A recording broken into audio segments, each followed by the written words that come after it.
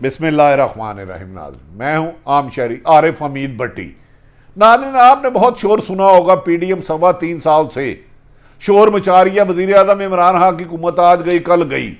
इन्हें कहते हैं आप किसे जई ना तो गल करनो रही ना, आपस में इतफाक नहीं। पीडीएम तकसीम दर तकसीम होती रही।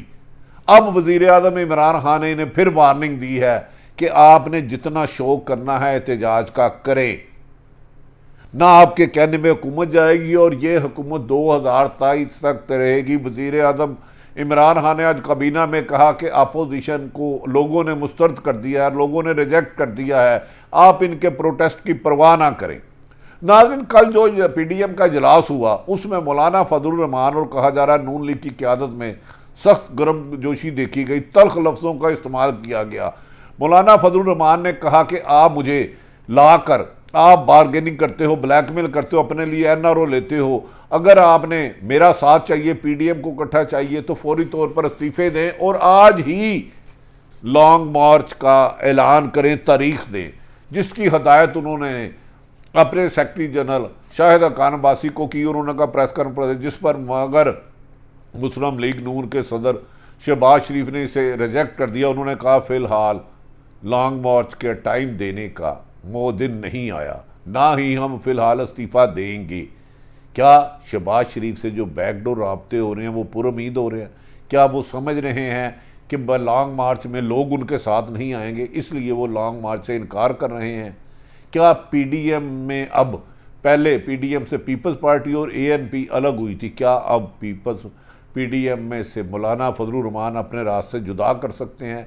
बहुत ख़तरनाक मोड़ पर पीडीएम आ गई है, क्योंकि मुस्लिम लीग नून की क़यादत का कहना है कि वो किसी भी कीमत पर उनकी पार्टी के लोग इस्तीफ़े देने पर राज़ी नहीं हो रहे, और वो कह रहे हैं कि नवाज शरीफ और मरीम के बयानिए ने हमें आगे ही अवाम से बहुत दूर कर दिया है, इसी वजह से हम नाकाम होते जा रहे हैं। लिहाजा हम मौलाना फजलुर रहमान, क्योंकि ख़ुद अकेले सारी उम्र इक़्तिदार में आ नहीं सकते और वो नून लीग के लिए मुश्किलात कर रहे हैं, लिहाजा मौलाना फजलुर रहमान को सिर्फ गुफ्तगू में पीडीएम को गेज रखा जाए और लॉन्ग मार्च की डेट ना दी जाए। हम महंगाई के सिलसिले में तमाम सड़कों पर, शहरों पर महंगाई मार्च करते रहेंगे। याद रखें कि नाज़रीन, पहले दिन से ही पीडीएम के शिकस्त खुर्दा सियासी जमातों ने, चाहे पीपल्स पार्टी हो, नून हो, मौलाना फजलुर रहमान हो, उसवंद यार वली हो, या जो बेमूद हाचकदी हो, उन्होंने वज़ीर आज़म इमरान खान को नहीं माना, लेकिन उन्होंने कहा था मैं इनकी परवाह नहीं करूँगा, इनके पास अवाम इनका साथ नहीं दे रही। और अवाम ने साबित किया कि पीडीएम ने सैकड़ों मरतबा एहतजाज की कॉल दी, लेकिन अवाम की शिरकत ना होने की वजह से, नाकाम एहतजाज की वजह से वज़ीर आज़म के लिए मुश्किलात पैदा ना हो सकी और पीडीएम में एहतजाज करते करते ख़ुद ही शीशे की तरह बिखर गई। और अपना सबसे बड़ी जमात जिसकी एक सूबे में हुकूमत है, सिंध हुकूमत, पीडीएम की इन नाहली और जल्दबाजी फ़ैसले में और सोलो फ्लाइट करने के चक्कर में बिलावल भुट्टो और आसफ अली जरदारी ने पीडीएम से अपने रास्ते अलग कर लिए। इसी तरह नेशनल अवामी पार्टी ने भी अपने रास्ते अलग कर लिए। पीडीएम इसके बाद अमलन बेजान मुर्दा घोड़ा होकर सो गई। अब कुछ 2 महीने से जैसे ही हुकूमत के नादान लोगों ने हुकूमत और ताकतवर हलकों में गलतफहमियाँ पैदा करने की कोशिश की, तो पीडीएम दोबारा मुतरक हो गई है। लगता है इस पर नई ऑक्सीजन आई है। क्या इन्हें कोई गैर मुल्की ताकत का इशारा मिला है या पाकिस्तान में मिला है? ये दोनों ही चीज़ें बड़ी अहम तरीन हैं। अचानक पीडीएम जो सोई हुई थी, मुख्तलिफ केसों में दर्ज गिरफ्तार हो रही थी, बड़े बड़े मुकदमात चल रहे थे, अचानक पीडीएम मुतरक हो गई। शहबाज शरीफ की मुलाकातें ताकतवर हलकों से लेके मौलाना फजलुर रहमान और बैकडोर डिप्लोमेसी, सियासत दरदारी और बिलावल से भी मुलाकातें आ रही हैं और वो उन्हें कायल करने की कोशिश कर रहे हैं कि वो दोबारा पीपल्स पार्टी पीडीएम का हिस्सा बन जाए, जबकि मौलाना आसफ अली जरदारी ने कहा है कि हम पीडीएम का हिस्सा नहीं बनेंगे। पहले भी आपने धोखा दिया, जो हमें पार्टी से आपने निकाला, पीडीएम हमने बनाई और पीडीएम से हमें निकाला। पहले अमलन आप माफ़ी मांगे, पीडीएम माफ़ी मांगे पीपल्स पार्टी से, फिर सोचेंगे। जबकि ये कहा जा रहा है कि पीपल्स पार्टी ने फैसला किया वो किसी कीमत पर पीडीएम के कहने पर इस्तीफ़े नहीं देगी और ना ही सिंध हुकूमत तोड़ेगी, क्योंकि पिछले दिनों में आसफ अली जरदारी की अहम हलकों से मुलाकात के बाद उन्हें यकीन दहानी कराई गई है कि उन पर होने वाले तमाम केसेस आहिस्ता आहिस्ता ख़त्म कर दिए जाएंगे और कोई नया केस उनके ख़िलाफ़ नहीं बनाया जाएगा।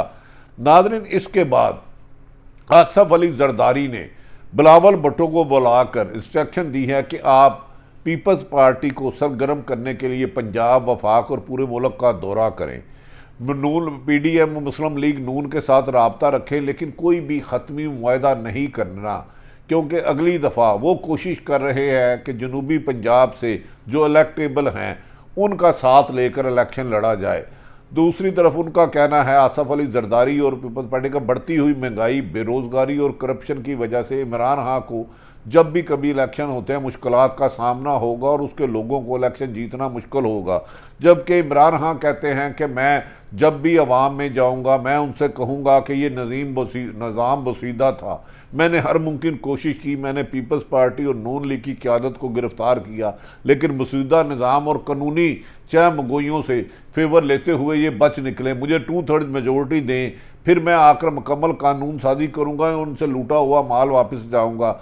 बज़ाहिर बादिउल नज़र में इमरान खान की बारे में हुकूमत के जो 2018 में उनकी मजबूती थी, लोगों के फेवरेट थे, इतने वो मजबूत नहीं रहे, क्योंकि आम लोग जो वज़ीर आज़म इमरान खान को, बेलौस लोग जो पढ़े लिखे थे, इमरान खान का साथ दिया था, वो सख्त मायूस हुए हैं। वो कह रहे हैं कि वज़ीर आज़म इमरान खान ने माफिया 3.25 साल किया, लेकिन माफिया के ख़िलाफ़ अमलन कोई इकदामात नहीं किए। यहाँ तक कि वज़ीर आज़म के साथ माफिया बैठा है, वज़ीर आज़म उनके ख़िलाफ़ भी कार्रवाई नहीं कर सके।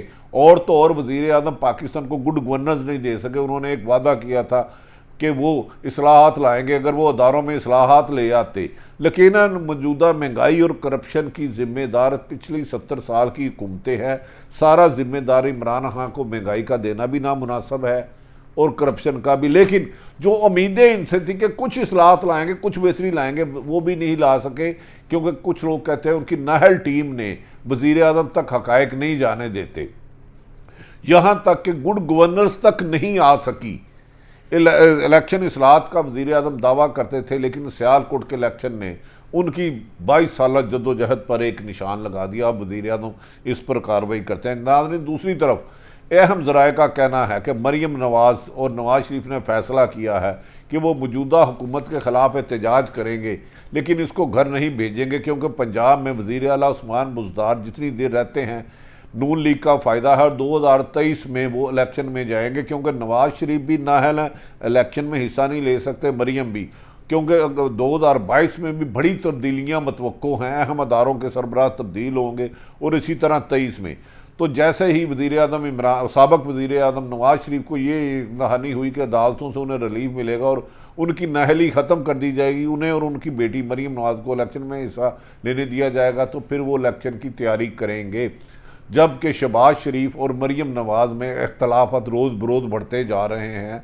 मरियम नवाज ने अपने वालिद को वाशगाफ लफ्ज़ों में कहा है कि इन हालात में हम अगर पंजाब में अदम एतमाद लाते हैं तो इसका बेनिफिट टोटल और टोटल हमजा शहबाज होगा। जो अपोजिशन लीडर है वो वज़ीर आला बन जाएगा, तो मरियम नवाज़ को तो कुछ नहीं मिलेगा। नाज़रीन, ये हो इस वक्त अपोजिशन आपस में बहुत ज़्यादा तकसीम है। एक तो सियासी जमातें पीपल्स पार्टी, नून लीग, जमीयत उलमा इस्लाम, असमद यार वाली आपस में तकसीम है। दूसरी नून लीग में इख्तलाफात इमरान खान की हुकूमत को बचा रहे हैं, वरना महंगाई का जिस कदर रोज़मर्रा की अशिया की कीमत में इजाफा, बिजली, पेट्रोल, गैस, रोज़मर्रा की अशिया में इजाफा है। अगर अवाम का ये सुनामी इस्लामाबाद की तरफ चल पड़ा तो किसी भी हुकूमत को बचाने के लिए कोई भी बड़ी सियासी जमात आगे नहीं आ सकती। वज़ीर आज़म इमरान खान का इम्तहान है कि उन्होंने PDM को तो क्लीन बोर्ड कर दिया, अपोजिशन उन्हें नहीं गिरा सके, लेकिन उनकी कारकर्दगी अगर उन्होंने बेहतर ना की, महंगाई पर काबू ना पाया, लोगों को रोज़गार ना दिया और ख़ुसूसन बढ़ती हुई करप्शन को ख़त्म मिनिमाइज़ ना कर सके, तो वज़ीर आज़म के लिए मुश्किलात होगी। वज़ीर आज़म का ये फ़ैसला काबिल दीद है कि उन्होंने कहा कि सियालकोट के इलेक्शन में धांधली करने वाले हुकूमती रहनुमा हों या सरकारी अफसर नहीं छोड़ा जाएगा। तब उन्होंने कहा कि अगर किसी ने आसफ अली जरदारी को, NRO को की कमिटमेंट किया, तो मैं आसफ अली जरदारी को भी NRO नहीं दूंगा, और तमाम जमातों को के ख़िलाफ़ रेफरेंस जाएंगे और अदालतों से सज़ा दिला के ही दम लूँगा। क्या वज़ीर आज़म का ये नैरेटिव आगे इलेक्शन में बिकेगा कि उनके पास अक्सरियत नहीं थी, इत्तेहादी जमातें उन्हें ब्लैकमेल कर रही थी। इत्तेहादी जमातों में एक जमात ने वज़ीर आज़म इमरान खान को कह दिया है कि वो किसी भी वक्त उनका इत्तेहाद साथ छोड़ सकते हैं अगर वो जमात उनका साथ छोड़ सकती है तो वज़ीर आज़म सख्त मुश्किलात का शिकार होंगे। नाज़रीन, देखना ये है कि वज़ीर आज़म पाकिस्तान इमरान हाँ आने वाले वक्त में हुकूमत बचाते हैं या अपनी साख बचाते हैं।